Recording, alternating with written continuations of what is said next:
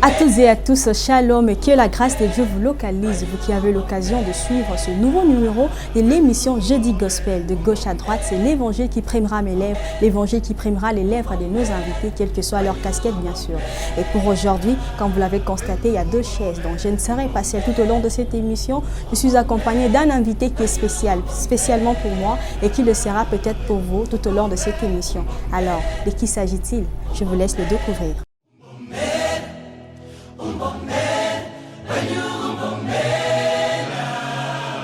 Lorsque Dieu a transporté par son esprit son serviteur, le prophète Ézéchiel, dans la vallée pleine d'ossements desséchés, il lui pose la question: est-ce que ces ossements pourront-ils revivre?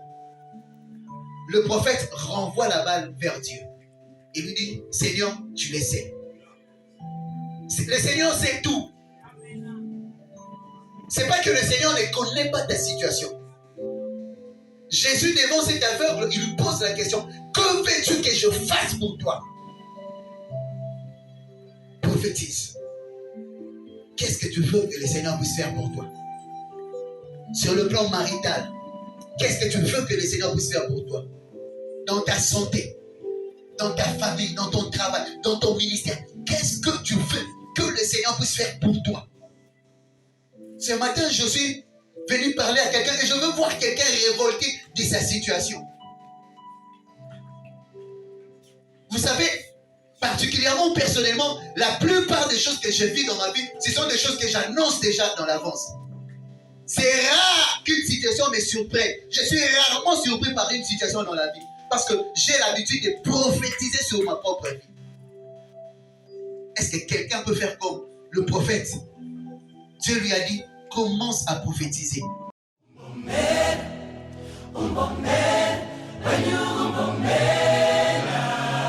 Soyez le bienvenu sur notre plateau. Merci beaucoup. Merci beaucoup, pasteur.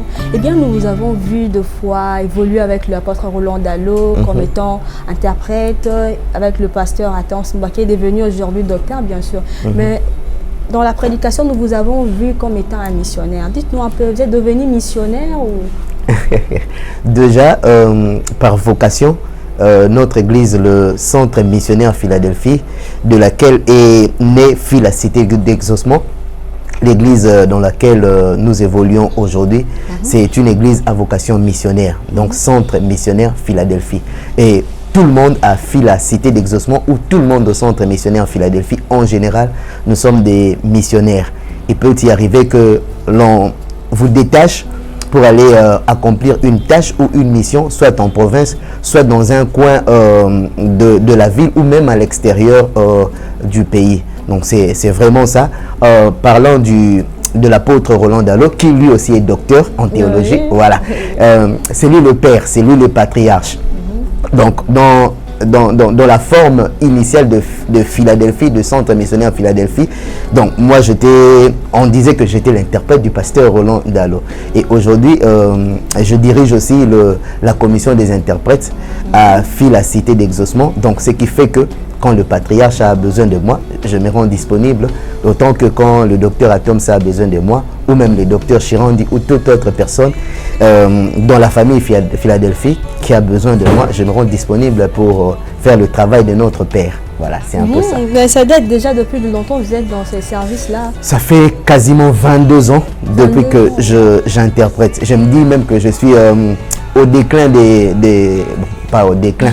Je me dis que je suis sur le point de passer les bâtons parce que j'interprète de moins en moins. Il y a déjà une autre génération que nous avons formée à qui nous pensons laisser les bâtons. Évidemment. C'est comme si vous avez commencé déjà ailleurs avant de venir à Phila, parce que Phila date que de 6 ans.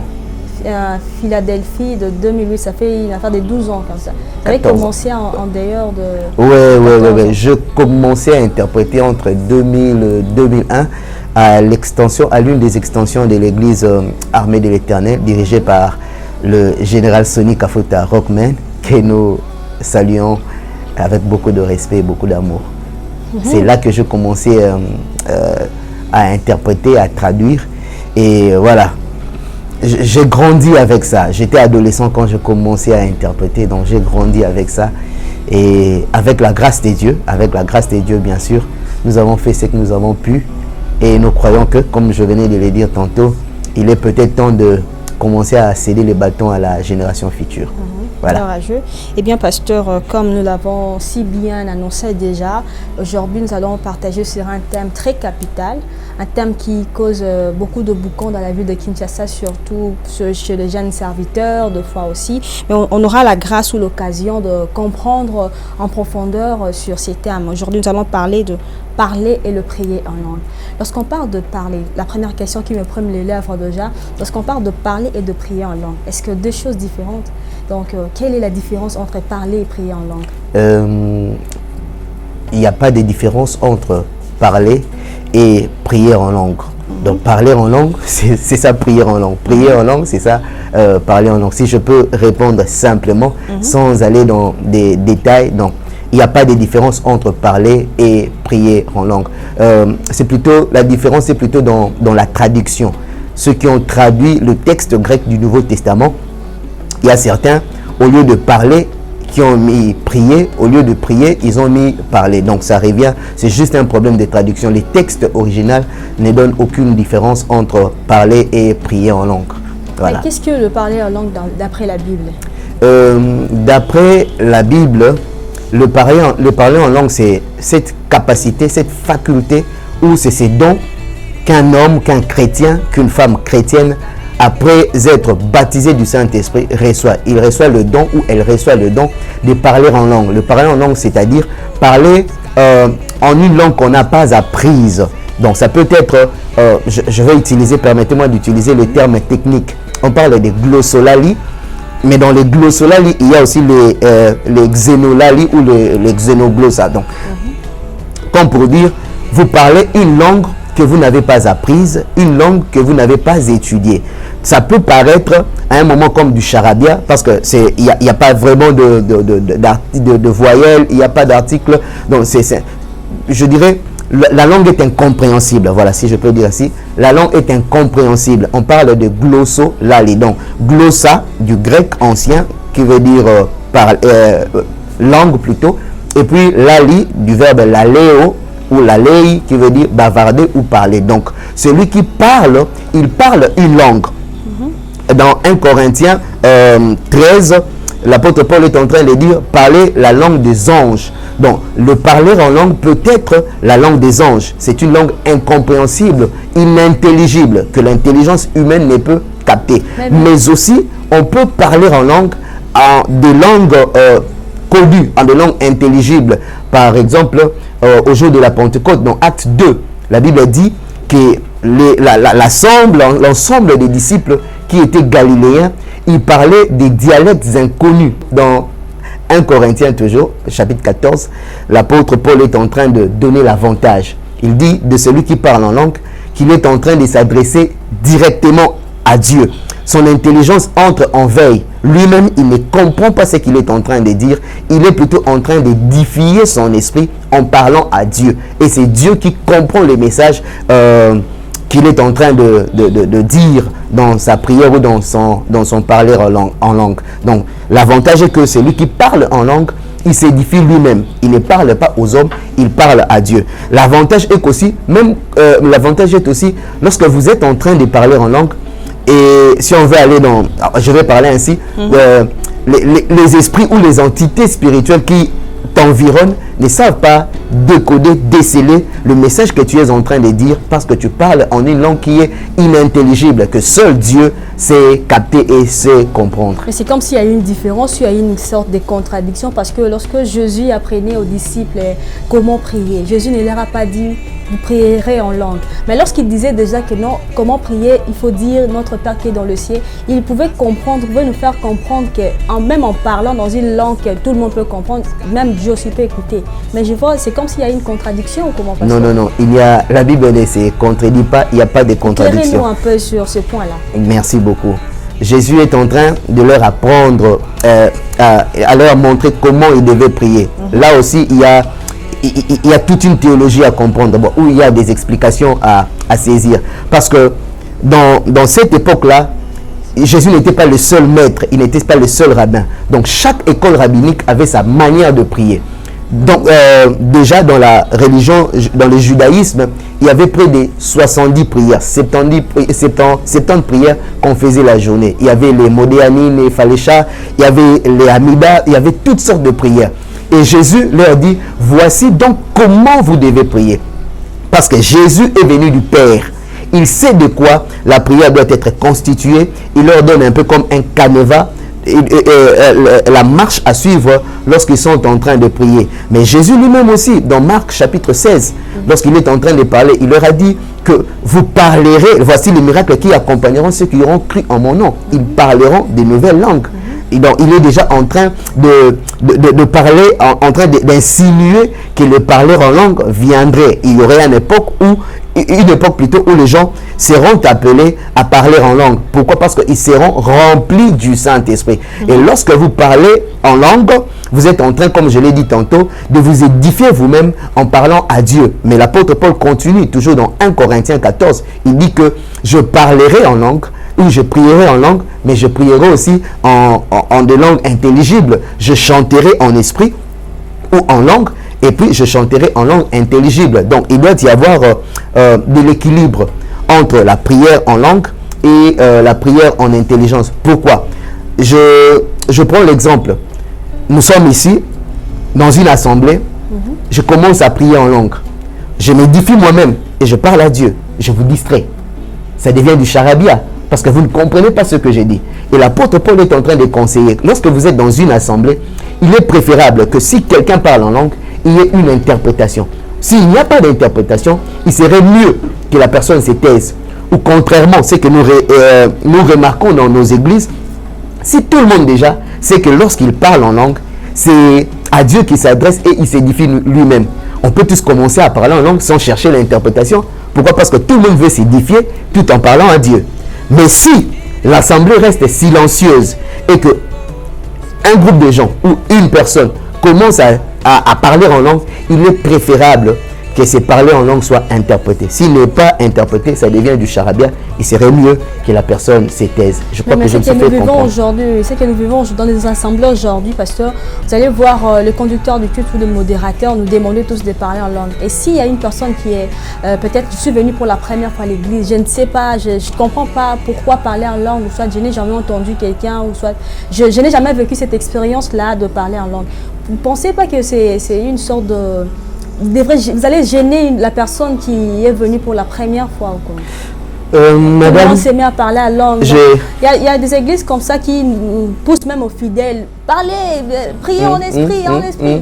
Donc, ça gêne deux fois des gens qui sont venus. Je ne crois pas. Si aujourd'hui vous vous rendez au Japon ou en Corée, les Coréens ou les Japonais n'auront pas peur de parler les Japonais ou les Coréens. C'est plutôt à vous de vous adapter.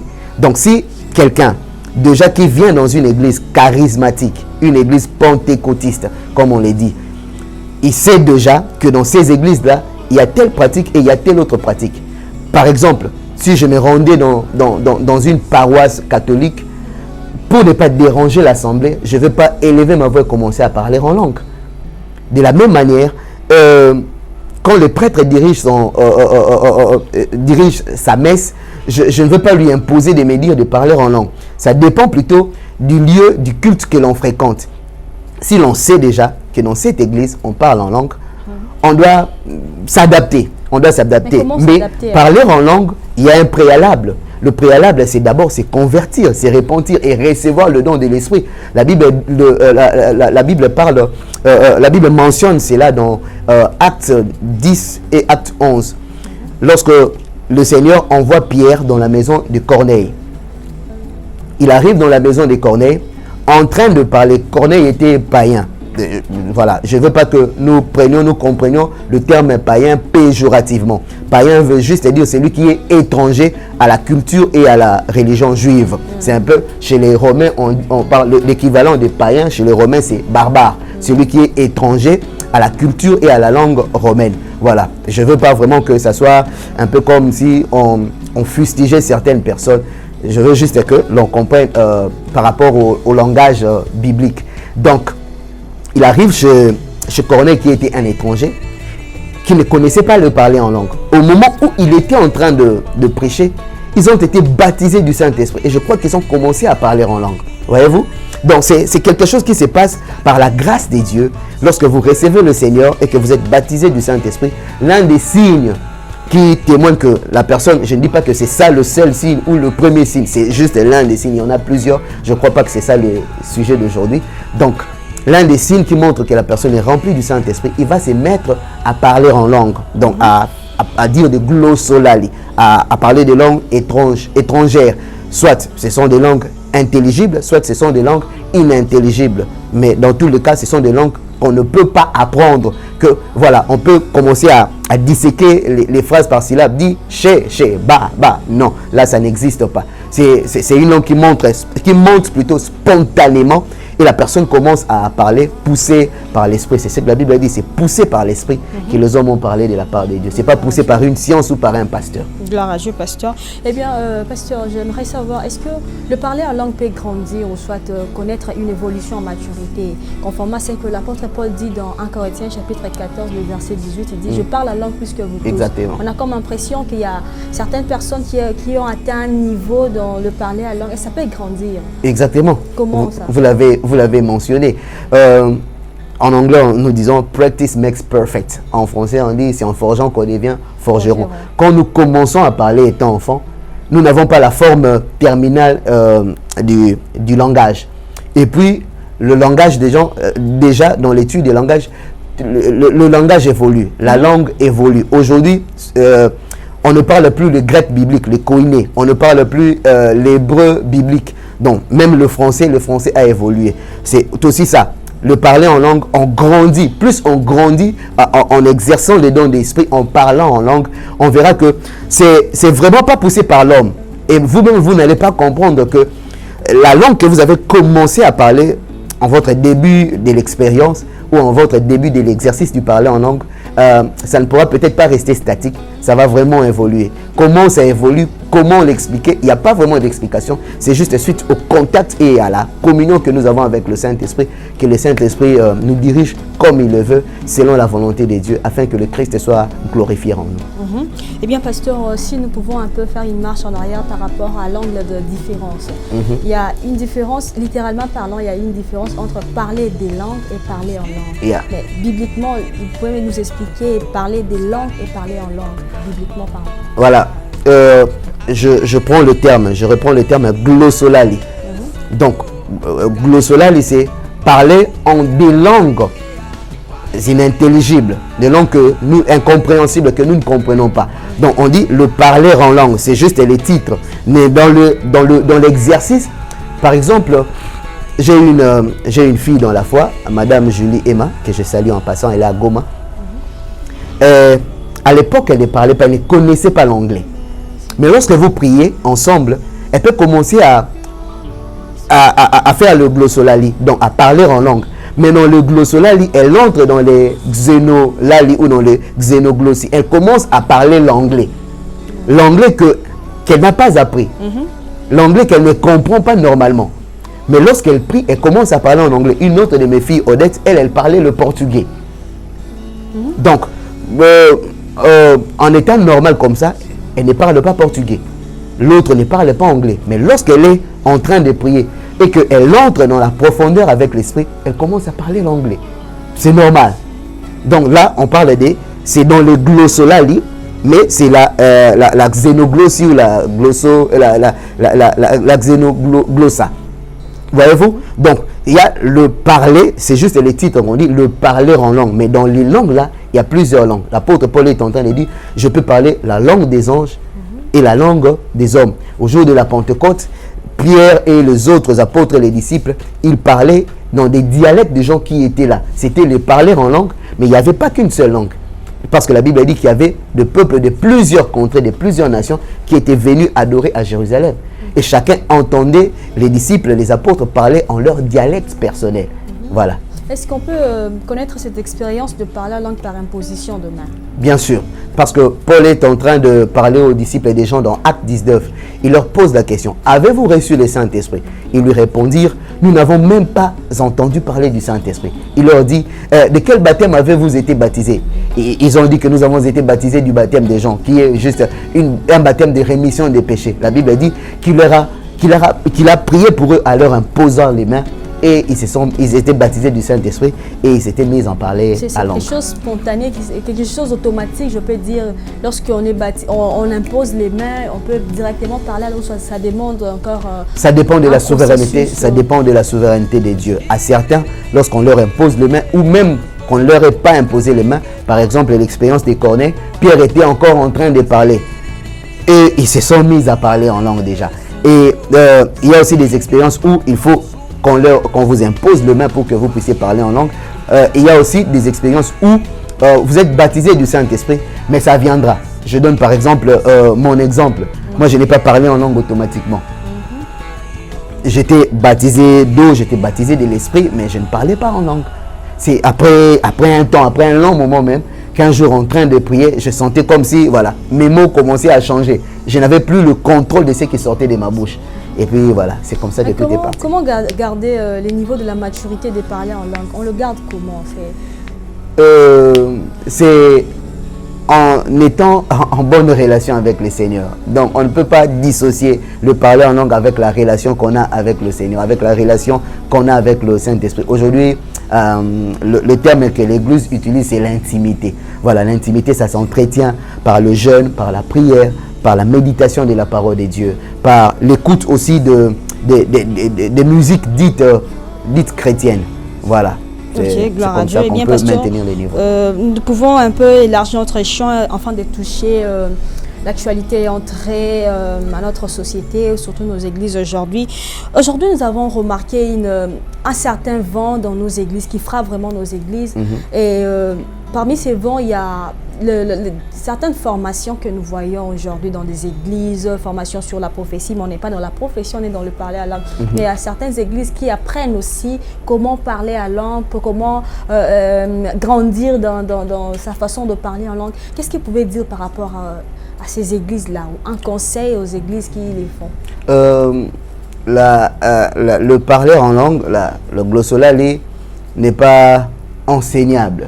Genre, moi je suis un instructeur. J'enseigne le lingala, le français et l'anglais. Et même un peu du grec aussi. Je suis un instructeur. Le parler en langue, les langues qui viennent de l'esprit ne sont pas enseignables, ne sont pas apprenables. C'est ça même le sens de glossolali. Donc de parler en des langues qu'on n'a pas apprises. C'est ça. Donc quand on commence à te dire, donc il faut mettre telle syllabe, l'associer. Non, ça n'existe pas. Cependant, on peut vous enseigner comment grandir dans votre relation avec le Seigneur. Je venais de l'énumérer ici. La lecture de la parole et la méditation, la prière associée avec le jeûne, fréquenter une assemblée, parce que l'apôtre est en train de dire, ne quittez pas, n'abandonnez pas vos assemblées comme c'est la coutume des autres. Parce que dans l'assemblée, là, on est en train aussi de grandir par la louange, par les exhortations, par les hymnes, par tout ce qui se passe dans l'assemblée. Mais dire que le parler en langue est enseignable comme si j'enseignais l'anglais ou le français ou le lingala ou le grec, non. Catégoriquement, non. Eh bien, pasteur, parlons un peu de ces personnes-là qui parlent en langue dans des moments romantiques. J'ai suivi une vidéo il y a quelques semaines passées. Oui. Il y a quelques semaines passées, un marié, au lieu de prononcer des paroles normalement à sa femme, lorsqu'il lui donnait son anneau, il parlait en langue. Qu'est-ce que vous pouvez dire par rapport? Est-ce que Dieu est contre le romantisme? Non, déjà que Dieu est amour. Dieu ne peut pas être contre le romantisme. Dieu est amour. Mais seulement il faut définir. Le grec du Nouveau Testament a plusieurs termes pour décrire l'amour. Mais lorsqu'on parle de l'amour du romantisme, on parle de l'amour éros. Voilà. Et quelqu'un qui veut passer la bague à son épouse ou à son époux, commencer à parler en langue, il faut peut-être aller plus loin, poser des questions. Non, poser des questions avant de mettre un avis. Avant de mettre un avis, je préfère vraiment m'abstenir de donner une réponse directe. Mais il se peut que la personne ne soit peut-être pas peurée, ou peut-être aussi peurée, peut-être aussi émotive ou pas. Mais il se peut aussi que son esprit était disposé à la prière et qu'il ne s'est pas retenu, il a commencé à prier. On ne peut pas, parce que la Bible dit que celui qui parle en langue, il s'adresse à Dieu. Donc je ne peux pas mettre la bague, passer la bague à ma femme et puis parler en langue. Là, je suis peut-être en train de prier, mais dire que je suis en train de faire des vœux en langue, ça, c'est pas biblique. Chez moi, ça passe pas, non. C'est pas biblique. Eh bien, pasteur, aujourd'hui, vous avez dit il y a une certaine catégorie de personnes qui le reçoivent par imposition de main. Mais on peut aussi remarquer dans nos églises des gens qui veulent un peu impressionner des gens, attirer l'attention. Comment reconnaître de faux parleurs et des gens qui... Jésus dit que vous les reconnaîtrez par leurs fruits. Vous les reconnaîtrez par leurs fruits. L'apôtre Paul est en train d'insister plutôt, de dire que ne mettez pas foi à tout esprit. Examiner. Dieu nous a donné le discernement. Dans les dons, quand on cite, on énumère les dons de l'esprit, il y a aussi le don du discernement. Il faut juste demander au Seigneur de vous donner à discerner. Je me rappelle, c'était, je crois, la semaine passée, on était quelque part avec 2 amis. Il y a une sœur qui a commencé à parler en langue. Est-ce que vous savez qu'il y a aussi des langues des démons? Ah bon? Voilà. L'apôtre Paul a fait cette expérience avec la femme qui était possédée par un esprit de python. Elle était un peu, comme on dit, une chamane, si on peut dire comme ça, un médium. Elle était en train de parler en langue, elle était en train de dire des choses qui étaient réelles, mais qui n'étaient pas vraies. Parce que la vérité, c'est ce que la parole de Dieu dit. La réalité peut ressembler à la vérité, mais la vérité reste la vérité, parce que la vérité est la seule base solide sur laquelle on peut bâtir pour des milliers ou pour l'éternité. Donc, il y a des fausses langues, il y a des langues des démons, ça existe. Il y a des langues que les gens inventent, ça existe. Mais pour discerner, il faut qu'on ait l'Esprit Saint, et le Saint-Esprit nous donne les discernements des esprits. Mais aussi, nous-mêmes, avec l'intelligence que Dieu nous a donnée, on peut discerner. Et Jésus a donné un indice capital. Vous les connaîtrez par leurs fruits. Voyez comment ils vivent. Voyez comment ils se comportent dans la société. Nous tendons déjà vers la chute. Et bien, pasteur, déjà. La dernière ou l'avant-dernière question. Aujourd'hui, avec le vent de groupes de prière sur WhatsApp, on a remarqué à certaines personnes, je ne sais pas comment qualifier ces genres de pratiques, de gens qui envoient de voice ou des audios en parlant en langue. Et on peut reconnaître que non, je vais commencer ici et puis m'arrêter là. Parce que lorsqu'on envoie des audios, la personne a sa conscience ou son intelligence en place. Yeah. Là, j'appuie sur le voice, je commence mon audio par là et je m'arrête par là. Est-ce que ça peut se faire d'une manière un peu intelligente ou soyez un peu dans la Bible, restons dans la Bible, expliquez-nous un peu cette pratique-là. Le problème dans la chrétienté, dans notre pays, c'est qu'il y a beaucoup trop d'autodidactes. Vous verrez un médecin, ce qui n'est pas mauvais du tout, devenir prédicateur sans être formé. Il a été formé pour devenir médecin, mais il n'a pas été formé pour devenir pasteur. Il a été formé pour devenir économiste, il n'a pas été formé pour devenir pasteur ou devenir évangéliste ou devenir ministre de Dieu. C'est là le problème, si je peux répondre comme ça. Gloire à Dieu, pasteur. Eh bien, ma dernière question pour chuter, c'est une question d'un frère. Je prie dans une église où le parler en langue n'est pas accepté. Que faire? Bon, qu'il prie, qu'il demande au Seigneur de l'orienter. Si le Seigneur le veut dans cette église-là, qu'il y reste. Si le Seigneur le veut ailleurs, dans une église où on parle en langue, qu'il obéisse à la voix du Seigneur. Mais l'apôtre Paul est en train plutôt de donner un avantage. Que celui qui parle en langue, il s'édifie lui-même. Voyez-vous, celui qui parle en langue est plus avantageux que celui qui ne parle ou qui ne prie qu'en langue intelligible. 1 Corinthiens 14, plus tard, il a dit, quand je prie, je préfère dire beaucoup plus de mots, passer plus de mon temps en priant en langue et peu de temps seulement prier en langue intelligible. Je prends l'exemple, sur base de ce que Paul dit, c'est ce que moi je fais. Quand je prie seul chez moi à la maison, je prie plus en langue qu'en langue, je fais le glossolali que parler en langue intelligible. Là, c'est quand je prie personnellement. Mais quand je prie avec les autres ont besoin d'entendre ma prière parce que la Bible dit comment est-ce qu'ils diront Amen à une prière qu'ils n'ont pas comprise. Voyez-vous, quand je commence, oui, c'est bien. Mais l'autre dira amen. Comment? Parce qu'il n'a pas compris. Comment je vais édifier l'autre? Parce que je m'édifie moi-même. C'est juste question de formation et d'enseignement. Mettre un peu de l'ordre dans l'église et surtout dans la jeune génération. Ça aiderait beaucoup. Eh bien, pasteur, nous sommes arrivés presque à la fin de l'émission, mais je ne saurais clore cette émission avant que vous aidiez un frère ou une sœur qui nous suit, qui a perdu sa maturité dans les choses de Dieu. Mon frère, ma sœur qui me suit ce soir, si vous avez perdu votre maturité dans la chose de Dieu, vous n'arrivez plus à prier comme avant, vous n'arrivez plus, vous étiez dans un niveau dans votre parler en langue, mais vous avez remarqué, vous avez baissé dans votre niveau de parler en langue. Je vous invite à prier avec le pasteur Christian Condé. Bien-aimés, j'aimerais vous inviter. Vous savez, je suis de ceux qui ne sont pas partisans de faire répéter aux gens de prière, surtout la prière d'acceptation.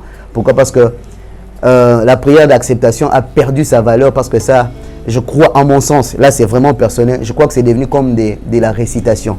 Les gens n'ont pas conscience. J'aimerais plutôt que là où tu es, tu pries le Seigneur, que tu lui dis: Seigneur, je reviens à toi. Je vais renouveler ma relation avec toi. Je vais renouveler mon alliance je vais renouveler ma relation avec toi. Je veux revenir à mon premier amour. T'aimer comme je t'ai aimé quand je t'ai connu d'avance. Et pour ceux qui n'ont jamais fait cette expérience avec les seigneurs, la Bible dit que sur la croix, Jésus a été crucifié avec 2 brigands, 2 bandits, 2 meurtriers. L'un, il n'est pas allé loin. Il a juste réprimandé son ami, mais il a dit à Jésus: souviens-toi de moi lorsque tu seras dans ton royaume. J'aimerais que tu donnes ta vie à Jésus avec tes propres mots, avec tes propres paroles, avec ta propre formulation. Moi, je veux juste prier. Père, je prie pour cette sœur et pour ses frères qui me suivent à la télé. Il veut renouveler sa relation avec toi. Il veut revenir à la maison comme le fils prodige. Seigneur, accueille-les. Reçois sa prière. Peu importe la formulation, tu connais les intentions, tu connais les motivations de nos cœurs. Seigneur, écoute un cœur qui crie à toi, qui parle à toi, qui veut te revenir, qui veut expérimenter encore les merveilles avec le Seigneur, qui veut encore revenir dans son amour avec toi, qui veut encore expérimenter les dons de l'Esprit, qui veut parler en langue à nouveau, comme c'est fut dans les jours anciens. Seigneur, accorde-le cela. Accorde-leur à parler en langue, à prier, à passer du temps dans la prière, à chercher la face de Dieu, afin que tu puisses te manifester en eux et au travers d'eux. Au nom de Jésus, nous avons prié poussé par l'Esprit. Amen. Amen. Gloire à Dieu, mon frère, ma soeur. Eh bien, nous sommes arrivés à la fin de cette émission. Pasteur, un mot de la fin, vos impressions pour l'émission et surtout comment vous contacter pour nos bien-aimés chez le Vel, bien sûr. Gloire à Dieu. Merci beaucoup. J'ai apprécié l'émission avec des questions très pertinentes.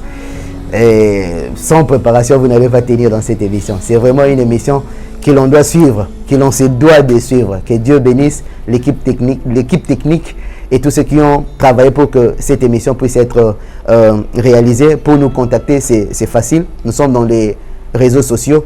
Le nom, c'est juste Christian Condé. Vous pouvez aller sur YouTube, sur Facebook, sur Instagram.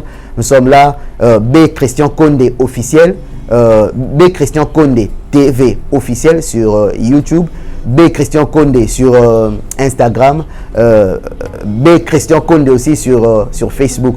Pour ceux qui veulent m'avoir directement et personnellement, mon numéro de contact c'est le 081 83 45 841 081 83 45 841. C'est mon numéro personnel. Vous pouvez m'avoir par ces numéros, soit pour animer une conférence, pour interpréter, pour apporter la parole étant prédicateur. Nous sommes là pour vous servir, pour servir le corps de Christ. Gloire à Dieu. Eh bien, nous sommes arrivés à la fin de cette émission. Je ne saurais passer sous silence à remercier toute l'équipe technique de la chaîne Télé Plus, à remercier le maître de l'école, bien sûr, M. Jean-Marie Kassamba, notre maître de l'école, et Mme Nadine Mwadi Kassamba, ainsi que toute l'hiérarchie de la chaîne Télé Plus. Mais je ne saurais clore cette émission avant de souhaiter joyeux anniversaire à l'une de nos bien-aimés qui nous suivent depuis Kolwezi, Divine Baouli Badjassa, la maman de Judive et Audrey depuis Kolwezi. Joyeux anniversaire à toi. Quant à moi, je vous retrouve prochainement.